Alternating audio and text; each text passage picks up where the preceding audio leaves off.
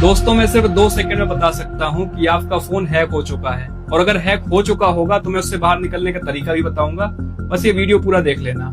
आपको करना क्या है, अपने फोन से एक नंबर डायल करना है, *#21#। जैसे ये नंबर डायल करोगे तो ऐसा इंटरफेस बन के आएगा। उसमें अगर आपको फॉरवर्डेड लिख के आ रहा है या फिर कोई नंबर लिख के आ रहा है, कोई कोड लिख के आ रहा है, जिसका मतलब आपका फोन हैक हो चुका है। आपके कॉल डिटेल्स, वीडियो कॉल की डिटेल्स, उसके अलावा OTP, आपके फोन की बहुत सारी इंफॉर्मेशन हैकर्स के पास पहुंच रही है, या फिर आपका कोई चाहने वाला, आपका कोई जान पहचान वाला ही आपके फोन की इंफॉर्मेशन ले रहा है। तो आपको करना क्या है, उसको डीएक्टिवेट करने के लिए अपने फोन से एक और नंबर डायल करना है, #002#। जैसे ये नंबर डायल करोगे, आपका जो भी चीजें फॉरवर्ड हो रही हैं वो फॉरवर्ड होनी बंद हो जाएंगी और आपका फोन पूरी तरीके से हैकर से सेफ हो जाएगा। तो भाई ये वीडियो सबको भेज दो, क्योंकि किसी का भी फोन हैक नहीं होना चाहिए। जय हिंद।